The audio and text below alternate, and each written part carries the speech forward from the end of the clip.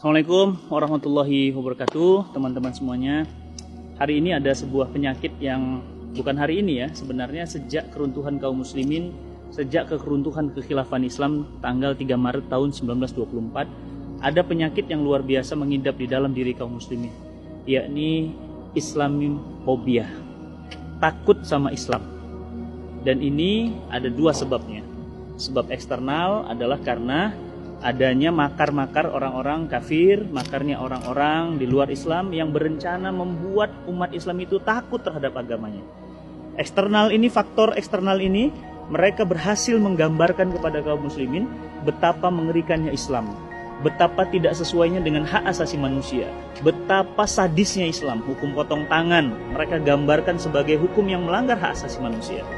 Hukum zina, kemudian dirajam, dijilid, digambarkan bagaikan hukuman yang sangat-sangat mengerikan. Ya, wanita yang menutup aurat digambarkan sebagai pengekangan terhadap hak-hak wanita. Seorang istri yang taat kepada suaminya digambarkan sebagai sesuatu yang menindas hak-hak wanita. Waris 2 laki-laki dan 1 perempuan dianggap adalah bagian dari pelanggaran hak asasi manusia untuk perempuan. Eksternal faktor ini menggambarkan kepada kita, terus menggambarkan melalui media, melalui pendidikan, melalui kurikulum, digambarkan ke dalam benak kita bahwa Islam itu mengerikan, sadis. Bahkan digambarkan Islam itu suka perang.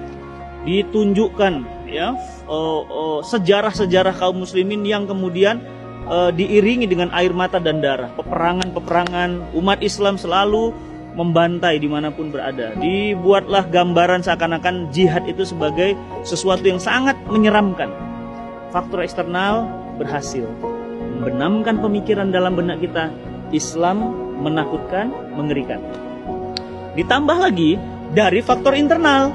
Sudahlah faktor eksternalnya datang, faktor internalnya umat Islam tidak mengerti Islam. Coba antum bayangin, antum ditakut-takutin sama kuntilanak. Antum nggak ngerti kuntilanak itu ada apa enggak, makin jadi nggak takutnya. Mungkin juga kalau ngelihat kain putih di atas pohon, antum pasti ketakutan. Kenapa? Sudahlah eksternalnya seperti itu, internalnya bodoh. Jadi lengkap penderitanya, faktor eksternal, faktor internal. Nah, faktor internal ini apa? Faktor karena umat Islam itu nggak ngerti Islam. Ditakut-takutin hukum potong rajam, hukum potong tangan, hukum rajam, hukum jilid, jihad. Ya, ditakut-takutkan sebagai sebuah hal yang menakutkan. Ditambah nggak ngertinya kaum muslimin, makinlah dia. Maksudnya nggak paham terhadap agamanya sendiri. Jadi dia nggak mengerti kenapa 2 bagian laki-laki, kenapa 1. Kenapa Islam membolehkan misalnya hukum poligami? Kenapa kemudian tidak poliandri? Kenapa kemudian Islam memberikan toleransi kepada orang-orang yang kemudian beriman? Ya, toleransi hanya dalam ukuran bab muamalah, jual beli, perdagangan, pertemanan, tapi tidak toleransi dalam urusan akidah dan ibadah. Jadi sudahlah, makanya umat Islam ini secara ilmunya memang terhambat, bodoh. Ya, kebodohan kaum muslimin yang kita sebut dengan jahiliyah modern ditambah faktor eksternal. Efeknya apa? Efeknya umat Islam hari ini takut dengan agamanya. Disampaikan khilafah, ketakutan. Disampaikan syariah, ketakutan.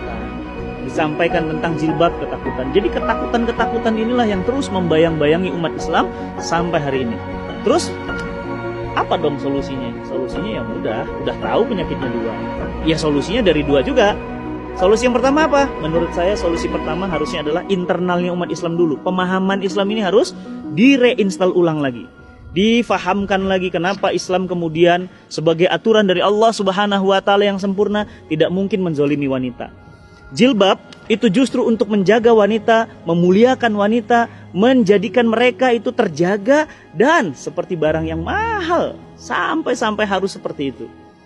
Sehingga apa? Muncul pemahaman. Kenapa 2 dibagi 2 dan 1 waris misalnya? Karena Islam sangat-sangat memuliakan keluarga, sehingga laki-laki memang dapat 2 bagian, tetapi mereka tetap berkewajiban menafkahi anak, istri, adik, kakak, ibu, dan yang lainnya. Jadi reinstall pemahaman Islam di bab yang internal tadi. Yang eksternal tadi kita harus lawan, kita bongkar strateginya. Contoh kita katakan, benarkah umat Islam gila perang? Pertanyaan saya, yang membunuh orang sampai puluhan ratusan juta dengan bom Hiroshima Nagasaki Islam bukan? Yang membunuhi orang sampai puluhan juta di Irak dengan peperangan Irak yang itu berpuluh-puluh tahun, pertanyaan saya, sampai seperti itu Irak hancur, itu orang Islam bukan? Yang kemudian menghancurkan negeri-negeri kaum muslimin di Palestina, di Syam, bahkan sampai hari ini umat Islam mau sholat aja nggak bisa, pertanyaan saya, itu pelakunya orang Islam bukan? Jadi nggak adil dong bro, ya mas ya, mbak ya, nggak adil dong ngambil satu capture kemudian mengeneralisir. Ya jadi yang jelas bahwa apa? Bahwa potret problem eksternal ini harus dilawan, dibongkar, dijelaskan kepada mereka bahwa apa? Eksternal itu adalah bukti bahwa jahatnya mereka terhadap kaum muslimin. Apa kata Allah? Yuridu ya ayyufi'u nurullahi biafwahihim. Mereka hendak memadamkan cahaya agama Allah dengan mulut-mulut mereka, dengan media-media mereka, dengan mimbar-mimbar mereka. Akan tetapi Allah akan tetap menyempurnakan cahayanya walaupun orang-orang kafir tidak menyukainya.